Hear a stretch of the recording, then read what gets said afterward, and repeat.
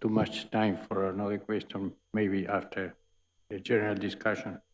They call to the next speaker, that is Wael, and speak about MENA Context, please.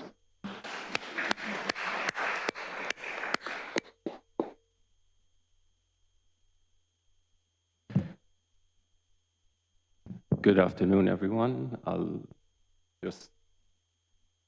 And thank you for inviting me to be here. It's an honor amongst such great minds to be speaking from perspective of only a practicing architect and not much of an academic myself. But I think my desperation as an architect and my true desire in searching to build in a new, sustainable way that would give meaning to the practice and the work I do. And currently, I have an office in Dubai and in Tokyo, and the work we produce are from different scales and different programs, ranging from, example, mosques to museums to multidisciplinary cultural and multi-performance hall centers to even incubator spaces and private houses. But I am here today not to explain my architectural work and practice, but mainly to focus on my research behind wetland. Wetland, I presented it first at the Venice Architecture Biennale in 2021, and it was in response to the question raised by Hassim Sarkis, how will we live together? And as a practicing architect, it was important for me to address the relationship between us humans and planet Earth. And I felt that we had disconnected from the planet and our systems had failed us, and we needed to find new ways in which we can reconnect to the planet. First, how do I see the Venice Architecture Biennale? For me, the Venice Architecture Biennale is similar to the Mos Eisley Cafe from Star Wars.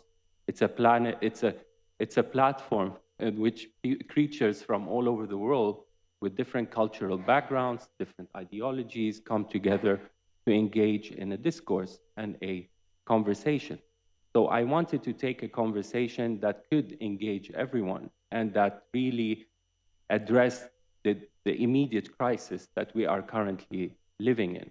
So the title of the research is Wetland, and as I go through the explanation of the work, you will understand why. But I wanted also to break the misconception, as this research was presented as curatorial work for the National Pavilion of the United Arab Emirates. And I wanted to re-question the stereotype images that we have of countries like UAE, where actually 5% of its local geography is made from wetlands, which are the salt flats. As you know, and we've been discussing all day today, we are moving into a population of 11 billion people. And how do we do that? How are we able to build our future cities with this exploding population? Bill and Melinda Gates Foundation report in 2019 states that we will have to build the equivalent of one New York City every month over the next 40 years to meet that growing demand of population. How do we do it, knowing that we are in a climate emergency and knowing that the construction industry is responsible for 40% of that catastrophe that we are living in today? In terms of emission, the construction industry, I think we've already spoke about it, is responsible for 40% of the global emissions, and cement alone is responsible for 8% of global CO2 emissions. Today, we consume 30 trillion tons of cement. If we are to grow to 10 billion people, we will be consuming 60 trillion tons of cement yearly. So the mathematics don't add up in my mind as a practicing architect. How am I going to build my next project? And I need to really desperately find a solution. And also, it's important to note that cement specifically, to produce 1 ton of cement, you emit 1 ton of CO2. It's a really archaically dumb material. If it was invented today, no one would approve the ratio of 1 to 1 in any material property products. So this is something that I had not known as a as an architect until I started looking into this research. Also, today our construction mindset is based on an extraction methodology. So we consume our resources in order to build, as well as the responsibility of the construction industry on in terms of energy. 86% of the energy to the construction industry still comes from fossil fuels. Only 14% comes from renewable energy. We're still very, very far behind. And finally, excess waste. What is the responsibility of the construction industry in waste? To put it in a very simple mathematics, it's the responsibility, as we've all been stating, is about 40%. The modern architect, I believe, did not have that challenge. The issue of the climate emergency and the issue of CO2 is fairly a recent thing that the 21st century architect has to tackle. And then the question becomes, what is my responsibility as a 21st century architect, and how can I tackle this situation in my practice? At the Venice Architecture Biennale, a lot of pavilions turned back to vernacular architecture. Even everyone speaking here turned about wood, and using wood. The Philippine pavilion presented a pavilion from sustainable wood, so did the USA, Nordic countries, etc. But me, coming from an office in Dubai, the vernacular architecture was using corals. How can I go back to using corals? Corals only could work for a population of 200 people. But for the current population, which is 10 million in the UAE and growing to 20 million in the next 10 years, how would I find a way? Wood doesn't exist. So mud doesn't also exist. So, I had to start thinking in a new way and trying to find, okay, what is the problem within cement? And can I solve that problem itself or try to find a solution to that problem? So once I started to look into the problem of cement, I understood immediately that it is mainly the problem is in the glue, the binder, and it's converting limestone to lime that is emitting this tremendous amount of CO2. So if I could find an alternative glue or binder, then maybe that would offer a solution. So I had to turn into looking into the geography and the geology to find a binder or an alternative glue other than lime. Through this quest and walking the landscape, I came across the salt flats or the sabkhas of the UAE. Sabkhas is an Arabic word found in the English dictionary meaning salt flat. And I was immediately captivated by the cementitious crust of these salt flats. And as I said, 5% of the UAE is made from these sabkhas, which fall under the category of wetland. I was certain that there was certainly a glue within that cementitious layer that was binding the minerals together. So the question becomes, what is this glue? And can that glue replace lime in the cement mix that is the OPC, the ordinary Portland cement? Sabkhas are not a UAE phenomenon. Of course, salt flats are a global phenomenon. So you find sabkhas in Ethiopia, you find sabkhas in California, the Mojave Desert, in Bolivia. In Bolivia, they're extracted, the lithium is mainly extracted to be used in Tesla car batteries, the cellular phones, etc. Even in Tunisia. And then I came across also the vernacular architecture in certain countries in North Africa, especially that used sabkhas to construct. So Siwa is a town on the border of Egypt and Libya. It's 800 years old, and it's all built from sabkha sections, which are extracted from the ground. Again, this is contextual architecture. This could work only because it is working within its climatic condition. Since sabkhas, it's a soluble salt. So if it's a heavily rainy area, this really wouldn't work. It will immediately dissolve. And funny enough, then I learned that even the architecture in Star Wars was actually really built from sabkhas and is vernacular architecture of the past, and was not, this is not a stage set. This was not a constructed stage set for the film. So, but then, okay, we learned that sabkhas, you know, I learned much about sabkhas and the minerals and the different glues within sabkhas, but sabkhas are carbon sinks. You know, they absorb CO2. And 1 square meter of sabkha absorbs more CO2 than 1 square meter of rainforest. And these are specifically the sabkhas within the Gulf region, because they have a microbial mat within them that's a living organism that absorbs, that allows the absorption of CO2. So definitely, I cannot promote the extraction of sabkhas in order to create the new architecture. I will be going against what I'm trying to do. But what I learned is that the minerals within sabkhas can also be found in other resources. And through, here I'm going really fast, through a very lengthy process, we discovered that these minerals are all found in the reject brine of desalination water. The MENA region is responsible for 48% of global desalination. The UAE alone dumps back the equivalent of 4,800 Olympic-sized swimming pools of reject brine back into the Arabian Sea daily. And that's causing an environmental disaster. The salinity in the sea is increasing, and salt plus water equals battery.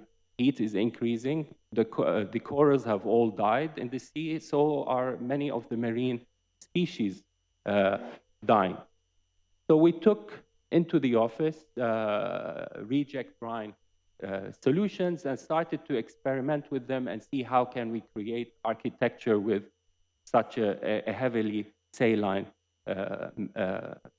liquid. The first most obvious thing was, if we suspended fabrics that work in tension into the reject brine over 2-3 days, they start to work they crystallize, you remove them, and they start to work in compression. So you could immediately start to create very quick structures from just submerging these fabrics into the reject brine solution. But the problem with that is, again, these are soluble structures, meaning that they absorb humidity. If it rains, they will collapse, and they are quite versatile. They cannot really be used as a replacement to cement. And I really wanted to find a really concrete kind of solution and not only a halfway kind of attempt. This other model studies that we did. So then I thought, okay, I can't do this. Maybe I should start talking to biochemistry labs in universities, and they could help me understand more clearly the salt compositions, the minerals, and how they could work. The first collaboration was with the American University of Sharjah, where we started actually extracting all the different minerals from the reject brine and understanding each salt by itself and producing materials and finishes from all these different salts. But again, these were kind of soluble attempts until we discovered that magnesium oxide is a salt that can be extracted from reject brine and can form an insoluble crystal. So we started a collaboration with Amber Lab, which is the Advanced Material Research Laboratory at the New York University of Abu Dhabi. And in that research, we started creating cement blocks that are made, instead of using lime, using magnesium oxide that's extracted from the reject brine of desalination water. Now, this cement is a new system, so has its new properties and new ways of thinking. So in that sense, in the first attempt, we realized that the compression strength is very, very low. But then we learned that this system needs to be carbonated in order to gain its structural strength, meaning it needs to absorb CO2, and it will absorb 18% of its mass in CO2 in order to become structurally strong. Here I show you a video. You see the block that is non-carbonated and the block that is carbonated. Carbonated is not something very fancy. All you have to do is expose the block to 72 hours of CO2. Could be from CO2 tanks or could be in a plastic bag at the exhaust of a car, and that would do the job. So we wanted to present the material at the Architecture Biennale in Venice, but we wanted also to ask ourselves and ask myself question, how will I present this in Venice? We did re-question modern materials. We need to re-question our modern methods of producing space. And I feel today that it is important that we bring back culture and identity into the production of architecture and space. So we started a collaboration with the University of Tokyo, 2 laboratories in that university. And we produced a prototype that is an homage to the vernacular architecture of the UAE, inspired from coral shapes. And this would be the antithesis of modern architecture, since the modules are all drawn by hand into soil and then cast. So there's no really a drawing or an architect in place that is producing a set of drawings that is dictating the final outcome of the process, but rather talking to students, they imagine what corals look like, and then they would draw that into soil, and then they would be cast and stacked. The first prototype was built at the Tokyo University, but I was keen on vocational learning, so the students from Tokyo University exchanged with students in the UAE, and then we built a second prototype in the UAE before moving to the building of the prototype in Venice. So at Venice, we presented under the title of wetland, because Sabkhas fall under the category of wetlands under the Ramsar Convention in 1970 something. And then at the pavilion, we also exhibited photos taken by Farh Al-Qasimi, an Emirati artist based in New York, that really capture the tension between the landscape and industrialization. And you can see in the background also the desalination and energy plants. And we wanted to bring that struggle through these photos between man and nature, and how do we really reconnect to the environment. So finally, we presented a prototype that's built from 2,400 modules, all also produced in Venice. There was nothing shipped at all to Venice. Even the Sabha sections, we took some in our suitcases. And they were, but the dilemma was actually, when we wanted to submit this to the Biennale, was that they wanted a structural verification drawing before we even produced the prototype.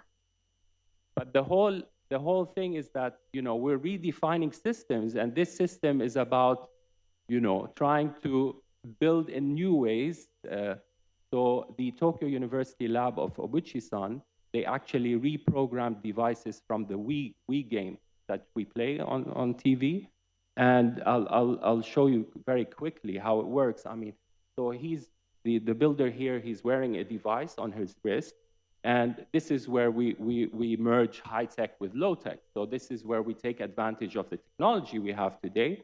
And then we project a hologram of the form, the outline of the form that we want to build, just because we have a limited amount of units, and we had to ensure egress routes were correct. So you can see him here while he's building. He's wearing a wrist device. When it lights blue, it says that he is within the model form, and you can see a computer with a base station that is tied, linked to Tokyo University. And then as we build, the sensors in the ceiling are continuously scanning the model and producing an as-built replica onto the computer. And every layer, we built this using 7 layers. Every layer would have to stop for half an hour, depending on the internet connection, and get a verification that the structure was sound in order to produce, and to start building the next layer. But even that thing, sound or not, was very simple. It's more about just adding one more block or just slightly twisting one block. And finally, we could, have a structural verification model, but it came actually after the prototype was done. And what's interesting is that President Chikuto himself, during the construction, would come in and just shake the things with his hand and check, are they gonna, how they're gonna perform in public. And as I said, finally, we were able to build a prototype of 2,400 modules, all built through conversations and not a single drawing. Thank you.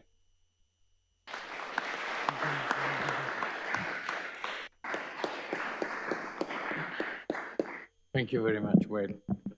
You, John? There are questions? Come, please, Hilda.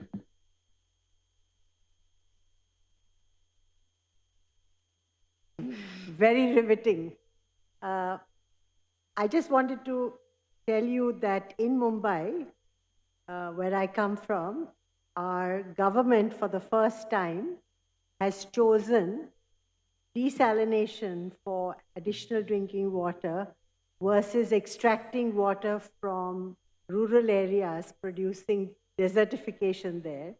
So I wanted, when you said that when you do desalination, all the extracted things are put back, can I ask them to get in touch with you to do something like this with the water? Because it's providing water to 20 million people. Then I presented this research also at UNESCO end of last year, where we brought in 52 delegate states trying to, bring countries from all over the world to help us with the continuation of the research and the further development. Again, I think the whole world will move more and more towards desalination. We have a water crisis all over the world. Currently, KSA is the largest desalinator, but surprisingly, the USA is the second largest desalinator on the planet, and Chile is a very big desalinator too. So I think countries that do produce desalination are countries that we could be cooperating with, but countries that have abundance of trees, they should be looking at their own ways of building and doing things. And what I think here we should be also talking about is not, again, following the modern mindset of standardization, globalization, one solution fits all. It doesn't work like that. It's about your community, your environment, your context, what works for you, you do it. And if you're mindful about your context, you're immediately mindful about others' context. Opening the mind, sorry.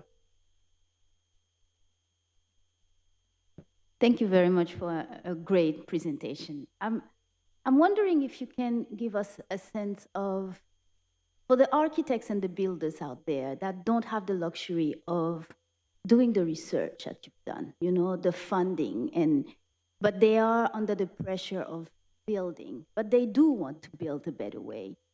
What would be the first step? Because I think in your case, you had possibly the luxury of doing all that and getting the knowledge and perhaps now sharing it with others. But I'm thinking of all the upcoming builders. They are pressured by the demand, because in countries like Africa, we build fast. What would be the way to start? That's a very good question, and I think,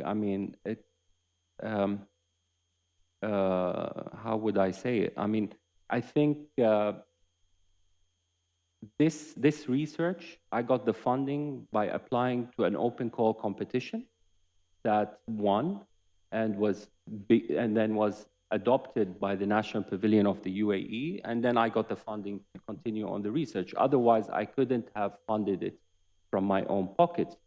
But I do believe if someone has a great idea, there are a lot of open calls and opportunities out there that they can go to the right channels to really get the support necessary. I know this is very hard because even after winning the Golden Lion, I still struggle in getting any funding. But nonetheless, I'm sure, there are mechanisms out there that will support. Now, for the young architects, I know I get asked this a lot. They feel desperate, they feel worried. How am I gonna build? I don't know how to do it. But I think you have to think small and incremental. and don't think I'm the only person that will have the only solution. And it's about more thinking long term. I know we don't have time, but if we don't think a little bit in the long term, then we will just stop in despair. So it's about that mindset where, today I am a practicing architect. I showed you the projects we built. Are they carbon zero? No, they're not. But I know that on the other hand, I'm focusing on a research that maybe 5 years down the line, it will give me the methods and tools to build in better ways. So you have to find that balance in operating. There are more questions. Please, Ingrid. Maybe I heard something in your question which is about mainstreaming and scaling this, having access to production capabilities, actually.